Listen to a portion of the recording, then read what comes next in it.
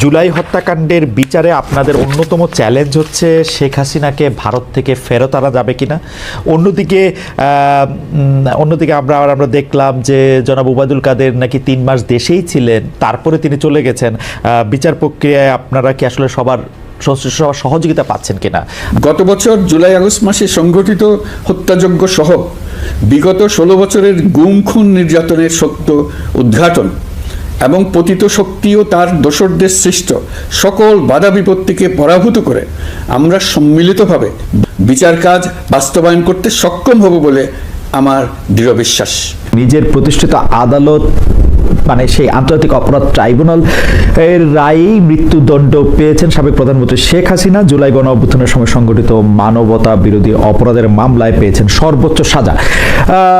তবে এই মুহূর্তে ভারতে থাকার কারণে তাকে এর মুখোমুখি হতে হচ্ছে না। শেখ হাসিনাকে ফেরানোর ক্ষেত্রে অন্তর্বর্তীকালীন সরকার কি উদ্যোগ নিচ্ছে এবং এই মৃত্যুদণ্ড, এই রায়, এর রাজনৈতিক কনসিকুয়েন্স নিয়ে আমরা কথা বলার জন্য আজ আমাদের সঙ্গে পেয়েছি সাবেক প্রধানমন্ত্রী শেখ হাসিনা। আপনি আমাদের ধন্যবাদ এবং কৃতজ্ঞতা এবং শুভেচ্ছা জানাবেন। আমাদের সাথে আজ রয়েছেন শান্তিতে নোবেলজয়ী অর্থনীতিবিদ ডক্টর মোহাম্মদ ইউনুস। ডক্টর মোহাম্মদ ইউনুস, আপনাকে আমাদের অনুষ্ঠানে স্বাগত জানাই। আপনার কাছে জানতে চাইবো যে আমরা দেখেছি যে রায়, মৃত্যুদণ্ড, শেখ হাসিনার মৃত্যুদণ্ড, আসাদুজ্জামান খান কামালের মৃত্যুদণ্ড, আরেকজনের আরেকটু কম সাজা 5 বছরের আইজিপি। আপনি যদি একটু বলতেন। হ্যাঁ, আমাকে মৃত্যুদণ্ড দিয়েছে, আমি পরোয়া করি না। আমি বাংলাদেশে ইনশাল্লাহ আসবই, অবশ্যই আমি আসবো। আর তাদের মৃত্যুদণ্ড, তাদের ফাঁসির দড়ি কত শক্ত বা কত বুলেট আছে সেটা নিশ্চয়ই যাচাই করব। ঘটনাচক্রে আমাকে দেশ ছেড়ে আসতে হয়েছে, সেটা আমি জানতাম না যে আমি দেশ ছেড়ে আসতে। আমি জানি আমি টুঙ্গিপাড়া যাচ্ছি। যাই হোক, এটা হয়তো আল্লাহর ইচ্ছা ছিল কোনো না কোনোভাবে। যে এত কষ্ট যাদের জন্য করলাম তারাই চাইলো না যে আমি থাকি, তো কাদের জন্য করলাম। আমি জানি আমাকে মৃত্যুদণ্ড দেওয়া হয়েছে। আমাদের নেতা কর্মী অনেকের খুব মন খারাপ। আমি একটা কথা বলবো যে মন খারাপ করার কিছু নেই, রাজনীতিতে এরকম সময় আসে। আর ওরা কারা যে মৃত্যুদণ্ড দেয়, ওরা তো অবৈধভাবে ক্ষমতা দখলকারী। একটা কথা মনে রাখতে হবে, যেটা বাস্তব, সেটা হলো যারা অবৈধভাবে সন্ত্রাসী, জঙ্গি এবং খুনি এদেরকে সঙ্গে নিয়ে যারা ক্ষমতা দখল করে, অর্থাৎ সন্ত্রাসের উপর নির্ভরশীল হয়ে যারা ক্ষমতা দখল করে, এরা কিন্তু সবসময় নিজেরাই ভীত থাকে। কিন্তু তারা অন্যকে ভয় দিয়ে, মানে বলতে গেলে ভয়ের রাজত্ব কায়েম করে, একটা ভীত সন্ত্রস্ত অবস্থা সৃষ্টি করে তারা তাদের ক্ষমতাকে ধরে রাখার চেষ্টা করে। কারণ তারা মনে করে তাদের যেহেতু জনসমর্থন নাই, একটা চক্রান্তের মধ্য দিয়ে আসে, ষড়যন্ত্র করে আসে, অবৈধ অর্থ বিলিয়ে আসে, সে কারণেই এরা একটা ভীতিকর পরিস্থিতির সৃষ্টি করে। কারণ এদের মনের ভিতরে ভয় থাকে, দুর্বলতা থাকে, সেই জন্য বাইরে সেটা ওইভাবেই প্রকাশ করে যে তারা সকলের উপর একটা মানে ভয় ভীতি দিয়ে তারপর তারা ক্ষমতাকে মনে করে যে এটাই টিকে থাকার একমাত্র উপায়। আর ক্ষমতার মসনদ টিকিয়ে রাখার জন্য তারা এই অবস্থাটা সৃষ্টি করে। এই ক্ষমতার মসনদ যেটা দখল করলো, ওটা ধরে রাখার জন্য কোনো জনগণের সমর্থন না, জনগণের ভালোবাসা না, জনগণের আস্থা না, বিশ্বাস না, একটা ভীতিকর পরিস্থিতি। আর এই ভয় ভীতিটা যতদিন পর্যন্ত সকলে না কাটিয়ে উঠতে পারবে, ততদিন এরকম মর্মে মরে থাকতে হবে। হ্যাঁ, আমাকে মৃত্যুদণ্ড দিয়েছে, আমি পরোয়া করি না। আমি বাংলাদেশে ইনশাল্লাহ আসবই, অবশ্যই আমি আসবো। আর তাদের মৃত্যুদণ্ড, তাদের ফাঁসির দড়ি কত শক্ত বা কত বুলেট আছে সেটা নিশ্চয়ই যাচাই করব। ঘটনাচক্রে আমাকে দেশ ছেড়ে আসতে হয়েছে, সেটা আমি জানতাম না যে আমি দেশ ছেড়ে আসতে। আমি জানি আমি টুঙ্গিপাড়া যাচ্ছি। যাই হোক, এটা হয়তো আল্লাহর ইচ্ছা ছিল কোনো না কোনোভাবে। কারণ আমি একটা জিনিস আমি সবসময় দেখি, বাংলাদেশে আমি যখন ফিরে আসি অনেকেই খুব শঙ্কিত ছিল যে দেশে আমার মা, বাবা, ভাই, ছোট্ট রাসেলকে পর্যন্ত ছাড়ে নাই, তাকেও হত্যা করেছে। সেই দেশে আমি ফিরে আসব, সেখানে যুদ্ধাপরাধীরা, আমার বাবার হত্যাকারীরা ইন্ডেমনিটি দেওয়া হয়েছে, তারা এখন দেশে বিদেশে চাকরি, তারা খুব রমরমা অবস্থায় থাকে। ওই অবস্থায় আমি যে আসব, অনেক বাধা ছিল, অনেকের মনে দ্বিধা ছিল। আমি কিন্তু ফিরে এসেছিলাম। আর আসার পর থেকে কিন্তু একটার পর একটা সমস্যা আমার উপরে যাচ্ছে। আমি 81 সালে ফিরে আসলাম, 83 সালে বন্দী হলাম, এমনকি আমাকে ডিজিএফআই অফিসে নিয়ে গেল ইন্টারভিউশনের জন্য। এরপরে আবার 85 সালে, আর যখন যেখানে গেছি সেখানে তো মানে একবার আক্রান্ত হয়েছি, এ তো কতবার। কিন্তু হ্যাঁ, আমি বেঁচে গেছি, আমি বারবার বেঁচে গেছি। জানি না, এখানে আমি বলবো আল্লাহ রাব্বুল আলামিন আমাকে বাঁচিয়ে রেখেছেন, কারণ আমার হাতেই আমার বাবা মা ভাই তাদের হত্যাকারীদের বিচার হবে, আমার হাতেই এই যুদ্ধাপরাধীদের বিচার হবে, আমার হাতেই বাংলাদেশ দারিদ্র্যমুক্ত হবে, উন্নত হবে, সমৃদ্ধশালী হবে। চিফ প্রসিকিউটর যে কথাগুলি বলল, আমি আগুন দিয়েছি, আমি মেট্রো রেল বিটিভি সব ভবন নাকি আমি আগুন দিয়েছি, অথচ তাদের লোকরা নিজেরা যেখানে স্বীকার করছে, অপরাধীরা নিজেরাই স্বীকার করছে, আর অপরাধী বলেই তো ইউনূস তাদেরকে দায় মুক্তি দিল। কিন্তু মামলা আমাদের আওয়ামী লীগের সকল নেতাকর্মীর বিরুদ্ধে, বলে দিল 1400 লোক হত্যা হয়েছে। তা আওয়ামী লীগের তো আমার মনে হয় প্রায় 8-10 হাজার লোক, আমরা তাদের কোনো খবরই জানি না, কত মানুষকে মেরে গুম করে ফেলেছে। 1 মাসের মধ্যে প্রায় 300-400 হত্যাকাণ্ড ঘটেছে। এই হত্যাকাণ্ড কারা ঘটাচ্ছে? এটা তো ইউনূসের পেটোয়া বাহিনী, তারাই তো এই হত্যাকাণ্ড ঘটাচ্ছে একের পর এক। আজকে ইন্টারন্যাশনাল ক্রিমিনাল কোর্ট 1973 সালে সেটা করা হয়েছিল যুদ্ধ অপরাধীদের বিচারের জন্য, বেআইনিভাবে সংশোধন করে করে সেখানে আমাদের বিচার হবে, আবার পার্টি হিসেবে বিচার হবে, কারণ দেশে প্রচলিত আইন তো আছে। তবে হ্যাঁ, একটা জিনিস ইউনূস ম্যাজিক দেখালো, যে মাত্র 20 দিনের হিয়ারিংয়ের পরই দেখা গেল জজ সাহেব 450 পাতার জাজমেন্ট লিখে ফেলে দিল। চমৎকার দেখালো আর কি সব কিছুতেই। আজকে যা সকলের কাছে প্রশ্নবিদ্ধ, অর্থাৎ অবৈধ সরকারের সকল সিদ্ধান্তই অবৈধ। আমি সমস্ত আহত পরিবারকে চিকিৎসা দিয়ে, আহত যারা ছিল সকলকে চিকিৎসা আমি দিয়েছি, কিন্তু 5 তারিখে আমি আসার পর তারা কি পরবর্তীতে চিকিৎসা পেয়েছে? পায়নি। 34 জনের মতো সেই সময় শহীদ হয়েছিল, আমি তাদেরকে গণভবনে ডেকে নিয়ে আসে তাদের সান্ত্বনা দিয়েছি। আমি জুডিশিয়াল ইনকোয়ারি কমিশন গঠন করে দিয়েছি তদন্ত করবার জন্য। ইউনূস যদি হত্যাকাণ্ডগুলি না ঘটিয়ে থাকে তাহলে এই তদন্ত কেন বন্ধ করলো সে? জুডিশিয়াল ইনকোয়ারি কমিটিকে তদন্ত করতে দিল না। এমনকি ব্রিগেডিয়ার সাখাওয়াত সাহেব স্বরাষ্ট্র মন্ত্রণালয়ের দায়িত্বে যখন বললেন যে সিভিলিয়ানদের কাছে অস্ত্র চলে গেছে, 7.62 বুলেট কোথা থেকে আসলো, এটা আমাদের ভালোভাবে তদন্ত করে বের করতে হবে, এটা শুনেই ইউনূস ঘাবড়ে গেল, অমনি তাকে সরিয়ে দিল। তার কারণ কি? এই অবৈধ অস্ত্র ইউনূসেরই সাপ্লাই, সেই ব্যবহার করেছে, সেই হত্যা করেছে। এই হত্যার জন্য দায়ী ডক্টর মোহাম্মদ ইউনূস এবং তার ওই এখন যারা এনসিপি হয়েছে, সেই সাথে জামাত, বিএনপি, শিবির, তারা।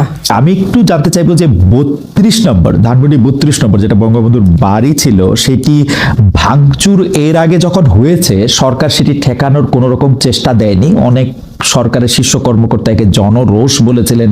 গতকাল যখন, মানে গতকাল ঠিক না, আমার জন্য গতকাল মানে আসলে 17 তারিখ, সেইটা রক্ষা করার ব্যাপারে এত সিরিয়াস এবার আমরা সরকারকে কেন দেখলাম?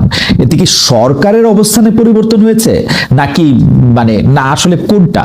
মানে 32 নম্বর ভাঙতে চেয়েছে জনগণ, ভাঙতেই তো দেওয়া উচিত ছিল এর আগের বারের কথা স্মরণ করে আর কি। বাংলাদেশ একটা ক্রান্তি লগ্নের মধ্য দিয়ে চলছে, বাংলাদেশকে নিয়ে যেন একটা ধ্বংসের খেলা শুরু হয়েছে। এই বাংলাদেশের আজকে চরমভাবে ধ্বংস করে আজ একটা জঙ্গি সন্ত্রাসীদের দেশ হিসেবে পরিণত করা হয়েছে। এই ছোট বাড়িটা, যে বাড়িটা আমার মা অনেক কষ্ট করে প্রতিটি ইট নিজের হাতে তিনি এই বাড়িটা গড়ে তুলেছিলেন, ওই বাড়িতেই 15ই আগস্ট আমার বাবা জাতির পিতা বঙ্গবন্ধু শেখ মুজিবকে হত্যা করা হয়। আমার মা বেগম ফজিলাতুন্নেসা মুজিবকে হত্যা করে। আমার 3 ভাই, সকলেই আমার ছোট। মুক্তিযোদ্ধা ক্যাপ্টেন শেখ কামাল, মুক্তিযোদ্ধা লেফটেন্যান্ট শেখ জামাল এবং ছোট রাসেল, যার বয়স ছিল মাত্র 10 বছর, তাদেরকে কেউ নির্মম ভাবে হত্যা করে। কামাল জামালের নবপরিণীতা বধূ সুলতানা এবং রোজি জামালকে হত্যা করে। আমার একমাত্র চাচা শেখ আবু নাসের, তিনিও মুক্তিযোদ্ধা, পঙ্গু ছিলেন, ঘাতকের নির্মম বুলেটে আঘাতে তিনিও জীবন হারান। যে স্মৃতিটুকু নিয়ে 2 বোন বেঁচে ছিলাম, আজকে সেই স্মৃতিটুকু ভেঙে ফেলা হচ্ছে। এর আগে আগুন দিয়ে পুড়িয়েছে, আজকে তা ভেঙে ফেলা হচ্ছে। হ্যাঁ, একটা দালান ভেঙে ফেলতে পারে, ইতিহাস মুছতে পারবে না। একবার ভাঙলে আবার আমরা গড়তে পারবো। এই বাংলাদেশ আবার মাথা তুলে দাঁড়াবে, বাংলাদেশের মানুষ আবার বিশ্ব দরবারে মাথা উঁচু করে দাঁড়াবে। আল্লাহ যখন বাঁচিয়ে রেখেছেন, তো নিশ্চয়ই আবার কিছু কাজ বাকি আছে, সেটুকু করার জন্য আল্লাহ বাঁচিয়ে রেখেছেন। নইলে বারবার কেন মৃত্যুর হাত থেকে বেঁচে আসবো? মানুষের দোয়া, উপরে আল্লাহ রাব্বুল আলামিন ওই গ্রেনেড হামলা, গুলি, বোমা সব জায়গা থেকে তো আমাকে রক্ষা করে নিয়ে এসেছেন। এবারেও তো সেই একই অবস্থা। এবার তো একটাই লক্ষ্য ছিল, তার মেটিকুলাস ডিজাইনই ছিল ইউনূস সাহেবের আমাকে 2 বোনকে হত্যা করা। তারপরেও কিভাবে আল্লাহ আমাদেরকে রক্ষা করেছেন। কাজেই আবার বাংলাদেশ ফিরে আসবে, মুক্তিযুদ্ধের চেতনা গড়ে উঠবে, শহীদের রক্ত কখনো বৃথা যেতে পারে না, এটাই আমার কথা। আমাদের মুক্তিযুদ্ধের ইতিহাস আমাদের গৌরবের ইতিহাস, আমাদের বিজয়ের ইতিহাস। এই ইতিহাসকে মুছে ফেলতে পারবে না। আমি জানি এটা মুছে ফেলার চেষ্টা হচ্ছে, সংবিধানকে ধ্বংস করা, জাতীয় পতাকা ধ্বংস করা, অনেক চেষ্টাই করা হয়েছে।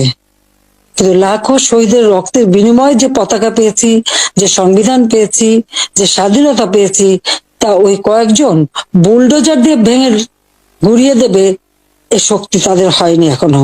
এটা তাদের দুর্বলতার প্রকাশ। তারা একটা দালান ভাঙতে পারে, কিন্তু ইতিহাসকে তারা ধ্বংস করতে পারে না। ইতিহাস কিন্তু তার প্রতিশোধ নেয়, এটাও তাদের মনে রাখতে হবে। একবার মুছে ফেলা হয়েছিল 75-এর পর, এরপর আবার এখন শুরু। যারা এটা করছে তারা তাদের হীনমন্যতার পরিচয় দিচ্ছে, যারা এটা করছে তারা তাদের হীনমন্যতার পরিচয় দিচ্ছে। জুলাই হত্যাকাণ্ডের বিচারে আপনাদের অন্যতম চ্যালেঞ্জ হচ্ছে শেখ হাসিনাকে ভারত থেকে ফেরত আনা যাবে কিনা। অন্যদিকে আমরা দেখলাম যে জনাব ওবায়দুল কাদের নাকি 3 মাস দেশেই ছিলেন, তারপরে তিনি চলে গেছেন। বিচার প্রক্রিয়ায় আপনারা কি আসলে সবার সহযোগিতা পাচ্ছেন কিনা? আপনার কি মনে হয় তিনি কিভাবে দেশ ছেড়ে চলে গেলেন? এই সরকারের মধ্যেই কি কেউ তাকে দেশ ছেড়ে চলে যেতে সাহায্য করেছেন? গত বছর জুলাই আগস্ট মাসে সংঘটিত হত্যাযজ্ঞ সহ বিগত 16 বছরের গুম খুন নির্যাতনের সত্য উদ্ঘাটন এবং পতিত শক্তি ও তার দোসরদের সৃষ্ট সকল বাধা বিপত্তিকে পরাভূত করে আমরা সম্মিলিতভাবে বিচার কাজ বাস্তবায়ন করতে সক্ষম হব বলে আমার দৃঢ় বিশ্বাস। মানবতা বিরোধী অপরাধের বিচারের জন্য আন্তর্জাতিক অপরাধ ট্রাইব্যুনাল গঠনের পর প্রসিকিউশন টিম গঠন ও তদন্ত কর্মকর্তা নিয়োগের পাশাপাশি বিচারিক কার্যক্রম পরিচালনা প্রক্রিয়াধীন ছিল। যত দ্রুত সম্ভব বিচার কাজ শুরুর ব্যাপারে আমরা আশাবাদী ছিলাম। আপনারা জানেন, জুলাইয়ে সংঘটিত হত্যাযজ্ঞের বিচার ইতিমধ্যে শুরু হয়ে গেছে। বিচার কাজ যেন দ্রুত গতিতে সম্পন্ন হয়, সেজন্য সরকারের পক্ষ থেকে যত রকম সহযোগিতা প্রয়োজন আমরা তা দিচ্ছি।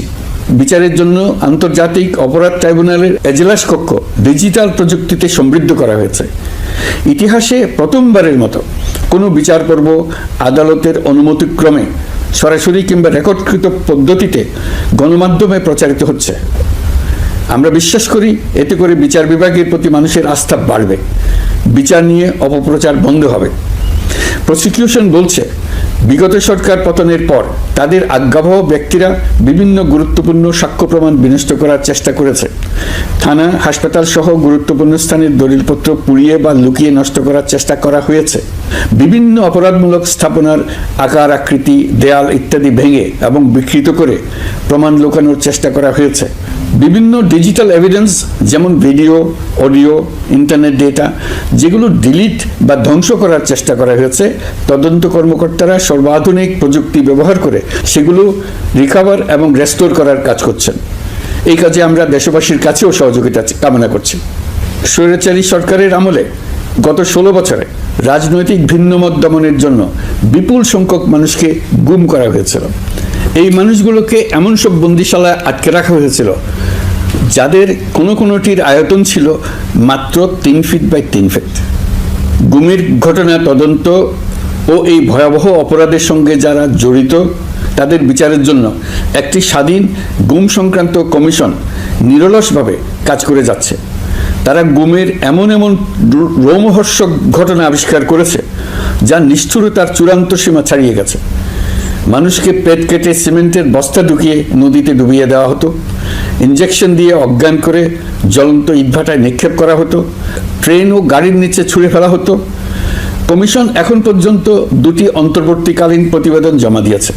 তারা এখনও প্রতিনিয়ত নতুন নতুন অভিযোগ পাচ্ছে। ইতিমধ্যে গুমের তদন্ত কার্যক্রমের জন্য ঢাকা শহরে 3টি, চাঁপাইনবাবগঞ্জ ও বগুড়া জেলায় 3টি গুমের কেন্দ্র পরিদর্শন ও সাক্ষ্য গ্রহণ করা হয়েছে। তদন্ত কাজে মানুষের সম্পৃক্ততা বাড়াতে বিশ্ববিদ্যালয়, মাদ্রাসা পর্যায়ে গণশুনানি গ্রহণ করা হয়েছে। মোট 8 শতাধিক শিক্ষার্থী, শিক্ষক, সাধারণ মানুষ গণশুনানিতে অংশ নিয়েছেন। গুম সংক্রান্ত বেশ কিছু অভিযোগ ইতিমধ্যে আন্তর্জাতিক অপরাধ ট্রাইব্যুনালের তদন্ত সংস্থার কাছে জমা হয়েছে। এছাড়াও এই সংক্রান্ত একটা আইন প্রণয়নের কাজ প্রায় শেষ পর্যায়ে আছে। অল্প কিছুদিনের মধ্যেই এটি চূড়ান্ত হবে বলে আশা করছি। গত 16 বছর ধরে এদেশের প্রতিটি স্তরে অপরাধ, অনিয়ম, দুর্নীতির ভাইরাস ছড়িয়ে পড়েছিল। এই রোগাক্রান্ত রাষ্ট্র ব্যবস্থাকে রোগমুক্ত করে জনগণের কল্যাণমুখী করতে হলে আমাদের রাজনৈতিক দলগুলোর সক্রিয় অংশগ্রহণ জরুরি। আমরা দায়িত্ব নেবার পর থেকেই রাজনৈতিক দলগুলোর সাথে নিয়মিত যোগাযোগ রেখেছি। বিভিন্ন ইস্যুতে রাজনৈতিক নেতাদের সঙ্গে আলাদা এবং একত্রিতভাবে বৈঠক করেছি। সর্বশেষ গত মাসের শেষ সপ্তাহেও বিভিন্ন রাজনৈতিক দলের নেতৃবৃন্দের সঙ্গে আমি বৈঠক করেছি। সরকার পরিচালনায় তারা তাদের গুরুত্বপূর্ণ মতামত তুলে ধরেছেন। রাজনৈতিক দলগুলো শুরু থেকে আমাদের সাথে সহযোগিতা করে আসছেন এবং সবসময় তারা সহযোগিতা অব্যাহত রাখার প্রতিশ্রুতি দিয়েছেন। জাতিসংঘের স্বীকৃত 5টি ধাপ অনুযায়ী পুলিশ সদস্যদের প্রশিক্ষণ দেওয়া হচ্ছে। ভঙ্গুর আইনশৃঙ্খলা বাহিনীকে নতুন করে গড়ে তোলার জন্য আমরা সর্বোচ্চ ব্যবস্থা নিয়েছি। আইনশৃঙ্খলা বাহিনী দ্বারা কোনো মানবাধিকার লঙ্ঘন যাতে না ঘটে সেই জন্য পুলিশ সদর দপ্তরে একটি সেল কার্যকর করা হয়েছে, যেখানে মানবাধিকার সহ পুলিশ সদস্যদের মাধ্যমে সংগঠিত যে কোনো অপরাধের বিষয়ে অভিযোগ করা যায়। এই সমস্ত সেল অন্যান্য আইন প্রয়োগকারী সংস্থার প্রধান কার্যালয়ও স্থাপন করা হচ্ছে। আসামিদের জিজ্ঞাসাবাদ হবে স্বচ্ছ কাচের ঘরে। হাজতখানায় বন্দীদের মানবিক সেবা নিশ্চিত করা হবে। অভিযান পরিচালনার সময় পুলিশ যেন জিপিএস ট্র্যাকিং সিস্টেম ডিভাইস সহ বডি ক্যামেরা পরিধান করেন তা নিশ্চিত করা হবে। পুলিশ যেন আর কখনোই কোনো আন্দোলন দমনে প্রাণঘাতী অস্ত্র ব্যবহার করতে না পারে সেই ব্যবস্থা নেওয়া হয়েছে। বেআইনি সমাবেশে বল প্রয়োগের ক্ষেত্রে জাতিসংঘের স্বীকৃত 5টি ধাপ অনুযায়ী পুলিশ সদস্যদের প্রশিক্ষণ দেওয়া হচ্ছে। সব মিলিয়ে স্বরাষ্ট্র মন্ত্রণালয়ের পুলিশ সংস্কার কমিশনের প্রস্তাব অনুযায়ী 16টি সংস্কার কাজ সম্পন্ন হয়েছে। আরও 43টি সংস্কার কাজ সমাপ্ত হওয়ার পথে। দেওয়ানি আইন, নারী ও শিশু নির্যাতন দমন আইন সহ বিভিন্ন আইনগত সংস্কার সম্পন্ন হয়েছে। সম্প্রতি সরকার ফৌজদারি কার্যবিধি সংশোধন অধ্যাদেশ 2025 অনুমোদন করেছে। এর ফলে এখন থেকে কোনো ব্যক্তিকে আটকের পর 12 ঘন্টার মধ্যে যত দ্রুত সম্ভব পরিবারকে জানাতে হবে। আটককৃত ব্যক্তিকে আইনজীবীর সঙ্গে সাক্ষাতের সুযোগ দিতে হবে। গ্রেপ্তারকৃত ব্যক্তি রিমান্ডের পর অসুস্থ বা আহত হলে তাকে ডাক্তার কর্তৃক পরীক্ষা করতে হবে এবং আঘাতের কারণ নিশ্চিত হতে হবে। তার প্রয়োজনীয় চিকিৎসা দিতে হবে। এক্ষেত্রে পুলিশের দায় থাকলে আইনি ব্যবস্থা নেওয়ার বিধান যুক্ত করা